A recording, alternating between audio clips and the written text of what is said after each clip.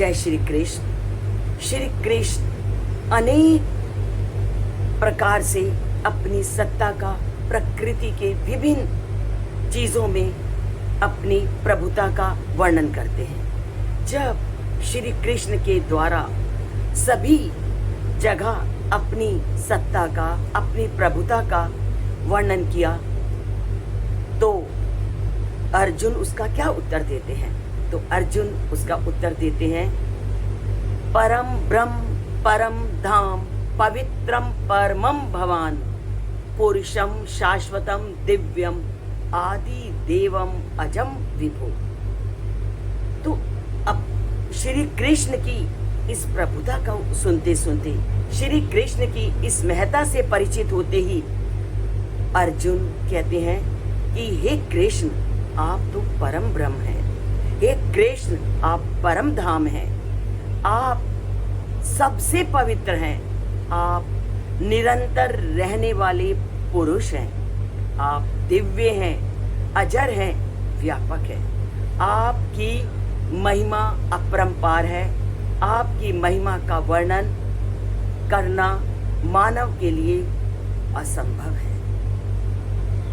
जब इस श्लोक में अर्जुन ने परम ब्रह्म, परम धाम, परम पवित्र, परम पुरुष, शाश्वत कहा तो ये श्लोक, जो लोग ये नहीं मानते कि श्री कृष्ण का दो रूप हैं, सगुण और निर्गुण, और जो सगुण की निंदा करते हैं, जो सगुण के पक्ष को नहीं मानते, उनका भी खंडन करता है। तो ये श्लोक क्या कहता है कि ईश्वर सगुण भी है और ईश्वर निगुण भी है।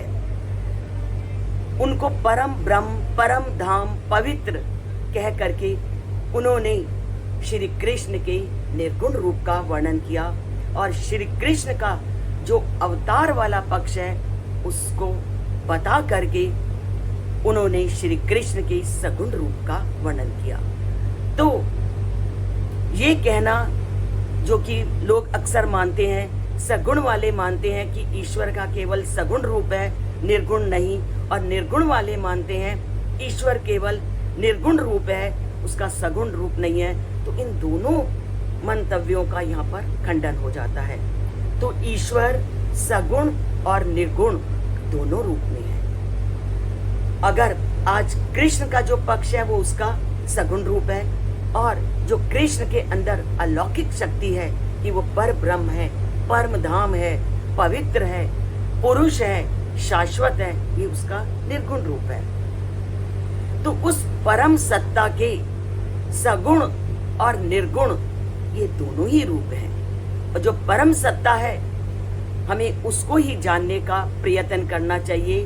वो किस रूप में है उसका चिंतन हमें ना करके उसको परम ब्रह्म, परम धाम, परम पवित्र, पुरुष आदि और अजर मान करके हमें उस परम पिता परमात्मा में अपनी भक्ति, अपनी आस्था, अपना विश्वास और अपनी लगन को लगा देना चाहिए। अगर उस परम पिता में अपनी भक्ति लगानी है तो गीता के श्लोकों को तो पढ़ना ही है, और गीता के श्लोकों को पढ़ना है तो चैनल को सब्सक्राइब और लाइक भी कीजिए, ताकि आप गीता के एक एक श्लोक को प्रतिदिन प्राप्त कर सकें। जय श्री कृष्ण।